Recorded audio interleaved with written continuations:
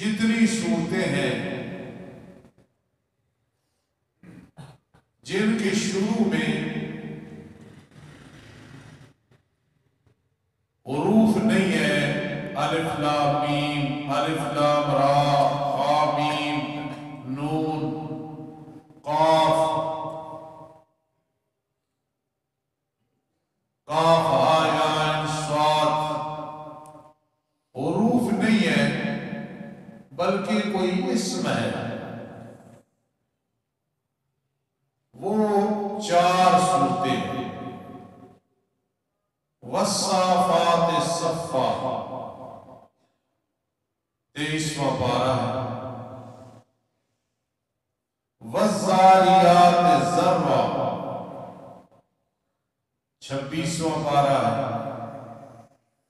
والطور وکتاب مسطور 27واں پارہ ہے، والنجم اذا ہوا ما ضل صاحبکم وما غوا 27واں پارہ ہے۔ 2 27ویں پارے میں، ایک 23ویں اور ایک 26ویں۔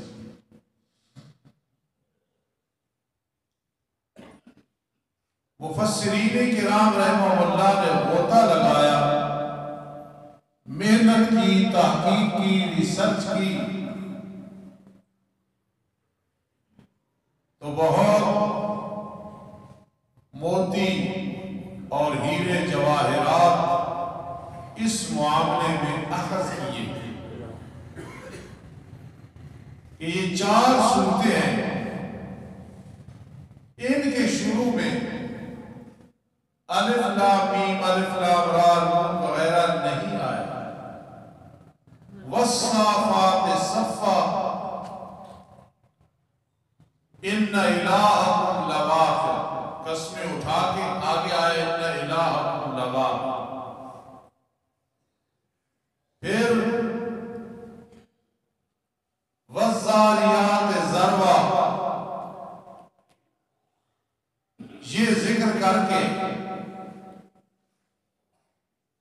آگے فرمایا انما توعدون لواقع وَإِنَّ الدِّينَ لَوَاقِعٌ۔ ٹھیک پڑھ رہا ہوں بھائی، آپ سب کو اجازت ہے، ذرا فرق لگے تو وہاں ہی بول پڑا کریں، اللہ کو قرآن ہے اور میں چونکہ حافظ نہیں ہوں۔ اور وَالطُّورِ وَكِتَابٍ مَّسْطُورٍ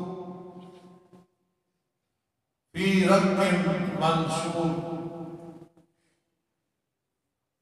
یہ ذکر کر کے آگے فرمایا اِنَّ عَذَابَ رَبِّكَ لَوَاقِعٌ۔ اور 4تھی صورت ہے وَالنَّجْمِ إِذَا هَوَىٰ مَا ضَلَّ صَاحِبُكُمْ وَمَا غَوَىٰ۔ میری بات سمجھنا، آپ اس وقت حدیث مبارکہ کے حوالے سے اس درجے میں بیٹھے خَيْرُكُمْ مَنْ تَعَلَّمَ الْقُرْآنَ، تم میں سے بہترین انسان وہ ہے جو قرآن ترجمہ و تفسیر کے ساتھ سیکھے۔ تو آپ سیکھ رہے ہیں، میں آج اس کمزور علامہ کے درجے میں بیٹھا ہوں بفضل اللہ۔ تو اللہ کا کتنا ہم پہ کرم ہے کہ خیرکم، جیسے بھی ہے نا حدیث پہ یقین ہے تو ہم خیرکم اس وقت بہترین انسان ہیں بفضل اللہ۔ اب 4 صورتیں ہیں صرف جن میں حروف مقطعات نہیں ہیں، اس کی آخر کو وجہ ہے قرآن مجید میں 3 مضمون بہت زیادہ بیان ہوتے ہیں: توحید باری تعالی، رسالت نبی کریم صلی اللہ تعالی علیہ وسلم، اور قیامت کا ذکر۔ اور قیامت کے ذکر میں پھر عذاب کا ذکر۔ یہ 4 چیزیں قرآن مجید میں بہت زیادہ بیان ہوتی ہیں: توحید باری تعالی، میرے آقا کی نبوت پر کے ختم نبوت کا ذکر، اور تیسرے نمبر پہ قیامت، میدان محشر، اور چوتھے نمبر پہ اس دن عذاب ہوگا۔ ڈرانا ضروری ہوتا ہے خوشخبریوں سے پہلے، اس لیے زیادہ زور ڈرانے پہ دیا گیا، حالانکہ خوشخبریاں بھی ہیں۔ اب آپ ذہن میں یہ بات زندگی میں یاد رکھیں گے کہ ان 4 صورتوں میں یہی 4 موضوع ہیں۔ اس لیے رب کائنات نے حروف مقطعات کا ذکر نہیں کیا ہے، نون، الف لام را، الف لام میم نہیں۔ ان 4 صورتوں میں والصافات صفا، قسمیں اٹھا کے ان الہکم لواحد، بے شک تمہارا حاجت روا ایک۔ اس لیے رب کائنات نے ایک اہم مسئلہ بیان کرنا تھا، اس لیے فرشتوں کی قسمیں اٹھا کے ان الہکم لواحد، اے لوگوں تمہارا حاجت روا، مشکل کشا، بگڑی بنانے والا، مشکل کشا، عالم الغیب، حاضر و ناظر ایک اللہ، جس نے قرآن یاد بھی کر لیا، پڑھ بھی لیا، اللہ کی توحید اسے سمجھ نہیں آئی، یاد رکھنا اس نے قرآن کا حق ادا نہیں کیا، قرآن اسے اپنا نہیں سمجھے، قرآن قیامت کے دن شفاعت نہیں کرے گا۔ قرآن سارے کا موضوع ہے اللہ تعبدوا الا اللہ، الا ایہ، صرف اللہ کی بات ہے۔ سورہ صافات بھی ہے، پھر سورہ ذاریات میں انما توعدون لواقع، اس سے قیامت کا ذکر ہو رہا ہے۔ اتنا اہم ہے کہ رب کائنات نے ہواؤں کی قسم اٹھا کے قیامت کا ذکر کیا۔ اب اس میں حکمت ہے، ادھر فرشتوں کا ذکر کیا، پھر توحید کا ذکر کیا۔ تم اللہ کی توحید بیان کرو نہ کرو، فرشتے وَإِن مِّن شَيْءٍ إِلَّا يُسَبِّحُ بِحَمْدِهِ يُسَبِّحُ الرَّعْدُ بِحَمْدِهِ وَالْمَلَائِكَةُ مِنْ خِيفَتِهِ، فرشتے ہیں اللہ کی تسبیح بیان کرنے والے۔ اور قیامت کے ذکر میں پہلے وَالذَّارِيَاتِ ذَرْوًا، ہواؤں کی قسم کیوں اٹھائی ہے؟ فرمایا قیامت کے دن یہی ہوائیں تمہارے بکھری ہوئے ذرات کو اکٹھا کریں گی، پھر اللہ تمہارا اس جسم کو تیار کر کے روح ڈالیں گے جو علیین یا سجین میں ہے، تم سامنے ہو کے انسان نظر آؤ گے۔ اور تیسرے نمبر پہ سورہ طور میں بیان فرمایا ان عذاب ربک لواقع۔ آج کئی فرقے میں نام نہیں لیتا جو یہ کہتے ہیں قیامت کا دن عید کا دن ہے، قیامت کا دن عید کا دن اس کے لیے جو کامیاب ہو، جو ناکام ہو گیا اس کے لیے عید نہیں ہے بلکہ وعید ہے، وعید، وعید عید کی ضد ہے، عید خوشی، وعید پریشانی۔ تو فرمایا قیامت کے دن عذاب ہوگا بڑا سخت۔ اور سورۃ النجم میں کیا بیان کیا؟ آپ خوش ہوں گے، توحید آئی، قیامت کا ذکر آیا، قیامت کے عذاب کا ذکر آ گیا، 3 صورتیں پوری ہو گئی۔ اور سورۃ النجم میں اللہ نے رسالت کا ذکر کیا، بلکہ ختم نبوت کا ذکر کیا، کیونکہ 15 پارے کی شروع میں سورہ بنی اسرائیل میں معراج کا ذکر ہے، اور دوسری سورت ہے سورۃ النجم، اس میں بھی نبی علیہ السلام کی معراج کا ذکر ہے کہ آپ کو روح مال جسد ہم نے سیر کرائی، 7 آسمان، سدرۃ المنتہا، جنت، دوزخ، سبحان اللہ، پھر انبیاء کرام علیہ السلام سے ملاقات، پھر اللہ کی بالواسطہ گفتگو، یہ رب کائنات نے معراج میں نصیب فرمائی ہے۔ تو اس لیے سورۃ النجم والنجم اذا ہوا، قسم ہے ستارے کی جب غروب ہونے لگتا ہے، یہ اشارہ اس طرف ہے کہ ستارے غروب ہو جاتے ہیں، آسمان پہ ہے، جو دنیا میں ہمارا ستارہ اور سورج اور چاند ہے، نہ وہ غروب ہوا ہے، نہ قیامت تک غروب ہوگا، نہ ہمیشہ کے لیے غروب ہوگا۔ اس لحاظ سے رسالت کا ذکر ہے۔ پھر وَالنَّجْمِ إِذَا هَوَىٰ، بعضوں نے کہا یہاں ستارے سے مراد ہے قرآن مقدس۔ وَالنَّجْمِ إِذَا هَوَىٰ، جیسے ستارے آسمان پہ بکھری ہوئی نظر آتے ہیں نا، تو قرآن مجید کی آیات اور صورتیں بھی جدا جدا ہے۔ وَالنَّجْمِ إِذَا هَوَىٰ، ہمیں قسم ہے آیات کی جب وہ نازل ہو رہی ہوتی ہے۔ کہو سبحان اللہ، اتنی پیاری تفسیر کی، قسم ہے آیات کی جو نجوم کی مانند ہے، ستاروں کی مانند ہے۔ وَالنَّجْمِ إِذَا هَوَىٰ، جب وہ طلوع ہو رہی ہوتی ہے یعنی نازل ہو رہی ہوتی ہے، اللہ فرماتا ہے ہم قسمیں اٹھا رہے ہوتے ہیں۔ سبحان اللہ۔ اور بعضوں نے کہا اور بالکل ٹھیک کہا کہ وَالنَّجْمِ إِذَا هَوَىٰ، نجم سے مراد اللہ دل مراد لے رہے ہیں کہ مجھے انسان تیرا دل اگر دل ہے، نیل نہیں ہے، میں رب ذوالجلال اس کی قسم اٹھا رہا ہوں۔ جس دل میں اللہ اور اس کے رسول کی محبت باقی ہے، اللہ اس کی قسم اٹھا رہے ہیں۔ وَالنَّجْمِ إِذَا هَوَىٰ، وَالنَّجْمِ إِذَا هَوَىٰ، مجھے دل کی قسم جب اس میں اللہ اور اس کے رسول کی محبت ہوتی ہے۔ سبحان۔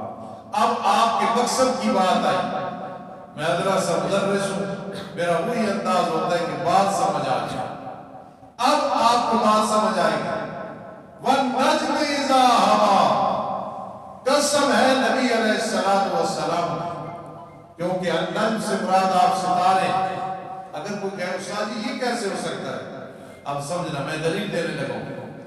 اصحابی کالنجوم، ستاروں کو کیوں مقام ہے وہ رہنمائی کا ذریعہ ہے، تو صحابہ کرام رضی اللہ تعالیٰ عنہ کو ستارے کہا گیا ہے، تو جس نے انہیں ستارے بنایا ہے اسے نہیں ستارہ کہا جا سکتا۔ اصحابی کالنجوم، میرے صحابہ کرام ستاروں کی مانند ہیں، جس کی اقتداء کرو گے جنت میں جاؤ گے۔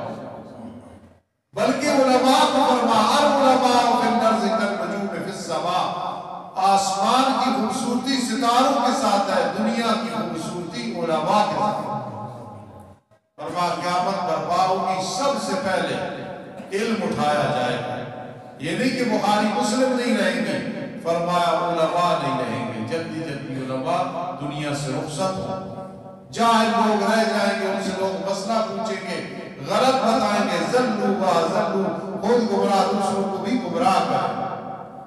اس لیے یہاں وَالنَّجْمِ إِذَا هَوَىٰ، جب میرے آقا معراج پہ تشریف لے گئے، سبحان اللہ، جب معراج پہ تشریف لے گئے میرے آقا، ام ہانی کے گھر آرام کر رہے تھے۔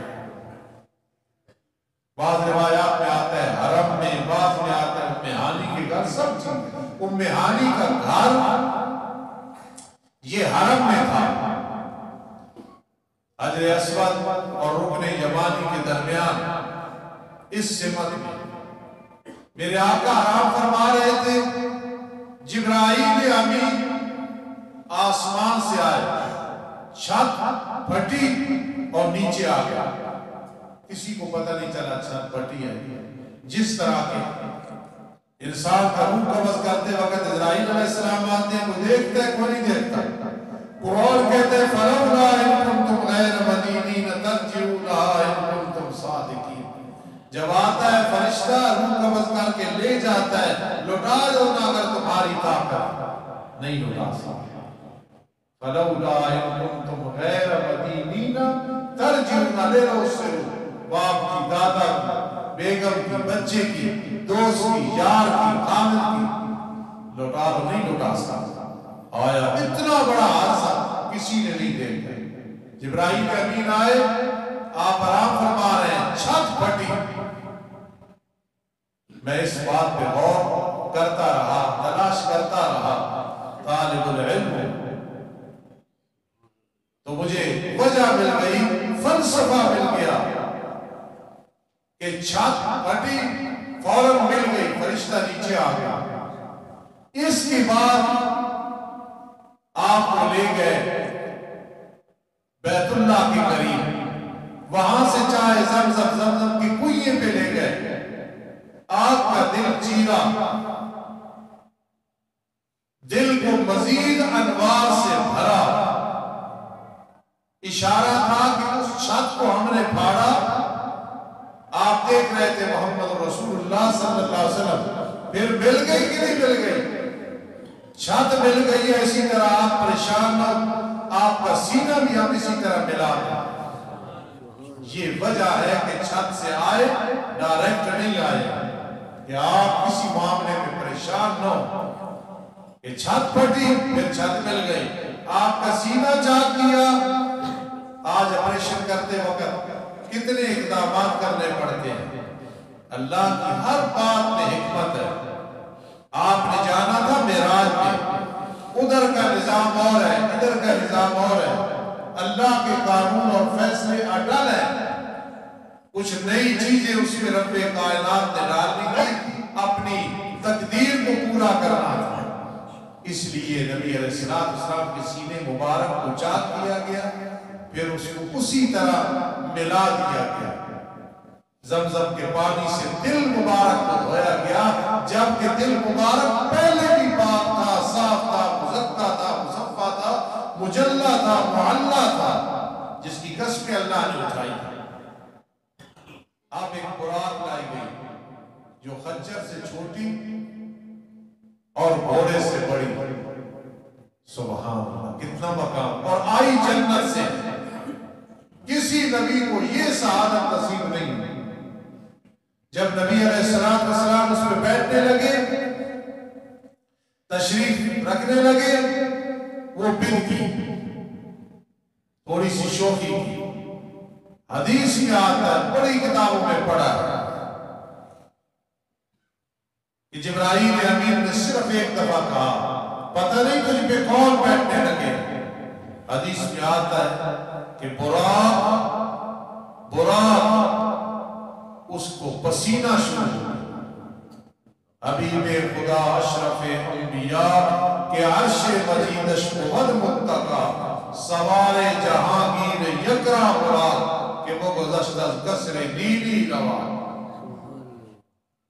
جی تو اسے پسینہ شروع ہو۔ پھر محدثین اور اولیاء اللہ یہاں سے اسٹینڈ لیتے ہیں سمجھانے کے لیے کہ وہ غیر مکلف بے شعورہ جانور نام سن کے پسینہ شروع ہو گیا، تم نام سنتے اور پرواہ نہیں ہوتی۔ نبی علیہ السلام کی سنت سامنے ہے، بدعات کر رہے ہیں، آپ کا طریقہ سامنے ہے، اس کو چھوڑ رہے ہیں۔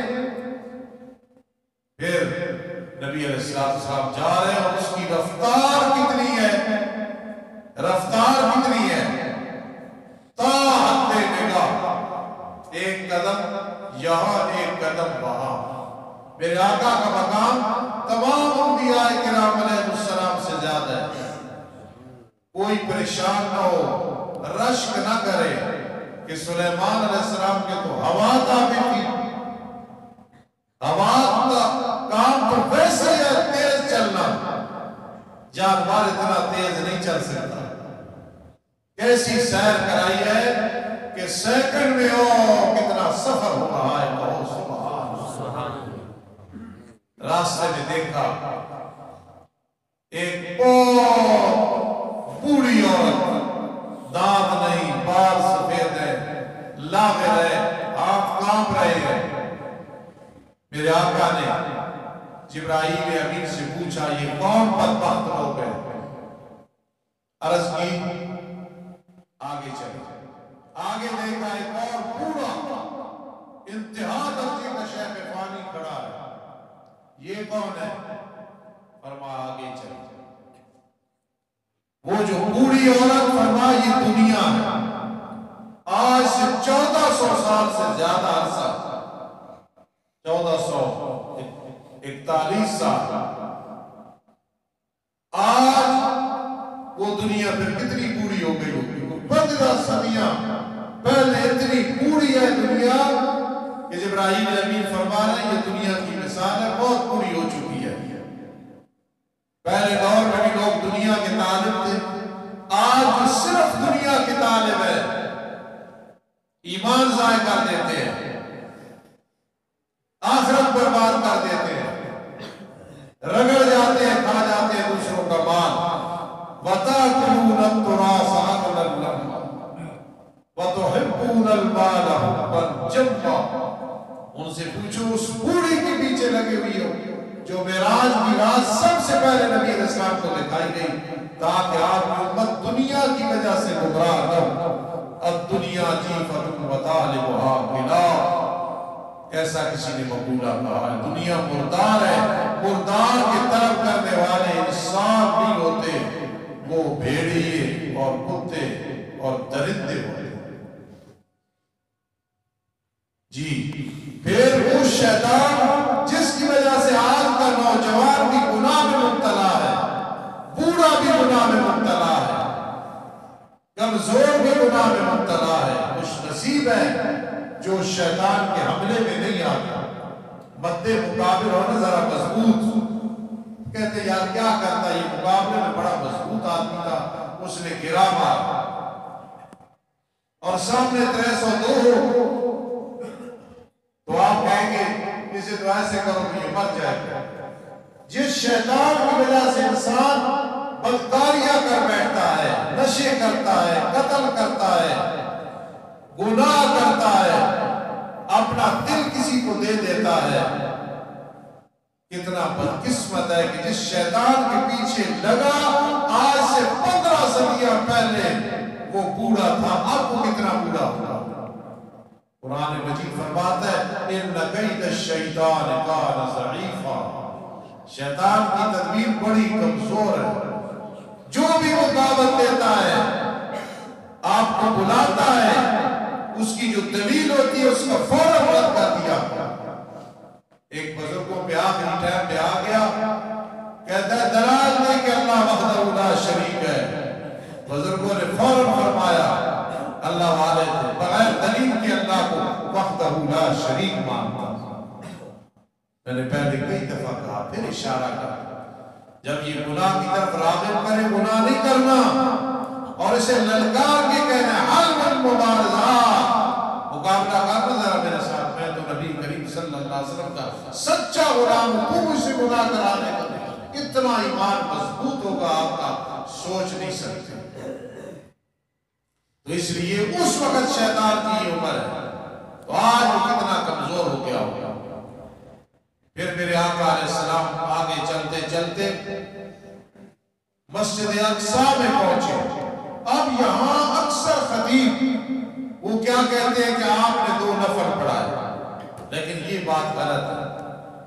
آپ پہلے آسمان پہ گئے، میں جو فلسفہ ہے مقصودی باتیں وہ سمجھا رہا ہوں انشاءاللہ، ابھی 2-3 جمعے اس پہ لگائیں گے۔ میرے آقا واپسی پہ آگے نماز پڑھائی، اگر جاتے ہوئی پڑھاتے تو پہلے آسمان پہ آدم علیہ السلام ہے، پھر عیسیٰ علیہ السلام ہے، پھر یوسف علیہ السلام ہے، پھر ادریس علیہ السلام ہے، پھر ہارون علیہ السلام ہے، پھر موسیٰ علیہ السلام ہے، پھر ابراہیم علیہ السلام ہے۔ انہیں تعارف پوچھنے کی ضرورت کیا تھا؟ تعارف تو ہو گیا تھا امامت میں، اس لیے پہلے ڈائریکٹ آپ آسمان پہ گئے، واپسی پہ آ کے امامت کرائی ہے۔ اس کی وجہ یہ حکمت ہے، یہ فلسفہ زندگی میں یاد رکھنا، امام کا تعارف ہونا چاہیے، جس کے بارے میں نہ پتا ہو کہ مباحث ہے یا مشرک ہے مت اس کے پیچھے نماز پڑھ، جس کا نہ پتا ہو کہ اس کا عقیدہ کیا ہے، جس کے عمل کا نہ پتا ہو۔ میرے آقا امام الانبیاء ہے، خطیب الانبیاء ہے، سید المرسلین ہے، لطف آتا ہے امام الانبیاء، فلاں کا امام، فلاں کا امام، امام الانبیاء، نبیوں کے امام بنے، خطیب الانبیاء، انبیاء کے خطیب ہے۔ پہلے تعارف کرایا، دیکھو اپنے امام کی عظمت، جس کے پیچھے تمہیں نماز پڑھنے کی سعادت نصیب ہوگی، وہ تو 7 آسمانوں سے اوپر جا رہا ہے، اور پہلے اس کی عزت کی ہے آدم علیہ السلام نے، مرحبا بالابن الصالح، عام نبیوں نے کہا مرحبا باللہ الصالح، وہ شبد اس بھائی کے لیے جو بڑے عزت والا اور مقام والا ہے، سبحان اللہ سبحان اللہ۔ تو پہلے آپ تشریف لے گئے اس بات پہ، واپسی بھی جماعت کرائی، اس کی دلیل میں نے دی ہے، اگر پہلے کرائی ہوتی تو انہیں تعارف کی ضرورت نہ ہوتا، اور ابھی نماز کا حکم بھی نازل نہیں ہوا تھا۔ اب سب سے پہلے جو ملاقات ہوئی وہ ہوئی آدم علیہ السلام سے۔ محدثین نے اس کا فلسفہ نکالا ہے کہ آدم علیہ السلام سے کیوں ملاقات کرائی نبی علیہ السلام، اس لیے ملاقات کرائی کہ آدم علیہ السلام جنت سے آئے ہیں، اولاد سمیت آئے ہیں، ضمن اولاد بھی ساتھ تھی، انہی سے پیدا ہونی تھی، تو 2 بجائے ڈالنے پیغمبر آدم علیہ السلام سے ملاقات کرو، یہ جنت سے دنیا میں گئے تھے، اور آپ کی برکت، آپ کی شفاعت سے اب ہم پھر اپنی مخلوق کو جنت میں لائیں۔ یہ آدم علیہ السلام سے ملاقات کی یہ وجہ ہے، اور دوسری ہی وجہ کہ آدم علیہ السلام جنت سے ہجرت کی ہے، پھر جنت میں قیامت کے دن آ جائے گا، مرنے کے بعد ان کی روح آ جائے گی۔ میرے لاڈلے پیغمبر وقت آنے والا ہے، آپ نے بھی مکہ سے ہجرت کرنی ہے، پھر آپ بیت اللہ کو دیکھ کے روئیں گے، پھر ہم کہیں گے ان الذی فرض علیک القرآن لرادک الی معاد، جس نے قرآن جیسی کتاب عطا کر دی ہے وہ آپ کو مکہ میں دوبارہ نہیں لائیں گے۔ یہ آدم علیہ السلام سے ملاقات کی یہ وجہ ہے، انہوں نے جنت کو چھوڑا، پھر جنت میں آپ مکہ کو چھوڑیں گے جو عملی طور پہ جنت ہے، اللہ کا گھر ہے، قیامت کے دن ہوگا ان المتقین فی جنات ونہر فی مقعد صدق عند ملیک مقتدر، جنتی اللہ کے پاس بیٹھے ہوں گے، فرما اگر دنیا میں تو اللہ کے پاس نہیں بیٹھ سکتے، جاؤ بیت اللہ کا طواف کرو، یوں سمجھنا کہ اللہ کے پاس بیٹھے، مقام ابراہیم پہ نفل پڑھنا، رمضان میں چلے جانا، میرے آقا نے فرمایا جو رمضان شریف میں عمرہ کرے گویا میرے ساتھ مل کے اس نے حج کیا ہے، بہت سبحان، بڑا خوش نصیب ہے جسے زندگی میں ایک دفعہ یا کئی دفعہ رمضان میں عمرہ نصیب ہو۔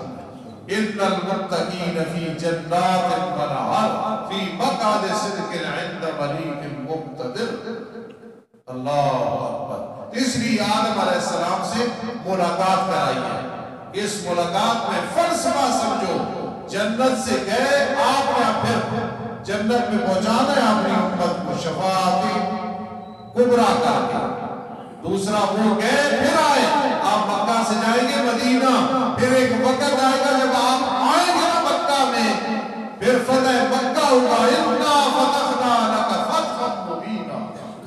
حدیبیہ والے سال کسی نے آپ کو عمرہ نہیں کرنے دیا تھا، اب وہ وقت آنے والا ہے کہ ہم آپ کو بادشاہ بنا دیں گے مکہ میں، اِنَّا فَتَحْنَا لَكَ فَتْحًا مُبِينًا۔ انشاءاللہ چند جمعے یہ موضوع رہے گا، چونکہ میں نے وَالنَّجْمِ اِذَا ہَوَا پڑھا تھا، میں ترجمہ کروں گا تو آپ کو لطف آئے گا۔ وَالنَّجْمِ اِذَا ہَوَا، مجھے اپنے لاڈلے پیغمبر کی قسم ہے، اِذَا ہَوَا، جب وہ معراج کر کے واپس آ رہا، جانا بھی کمال ہے اور واپس آنا بھی، تو کتنا زبردست معنی بنا۔ وَالنَّجْمِ، قسم ہے نبی علیہ السلام کی جو ستاروں سے پڑھ کے ہادی رہنما ہے۔ اللہ کس وقت قسم اٹھا رہے ہو؟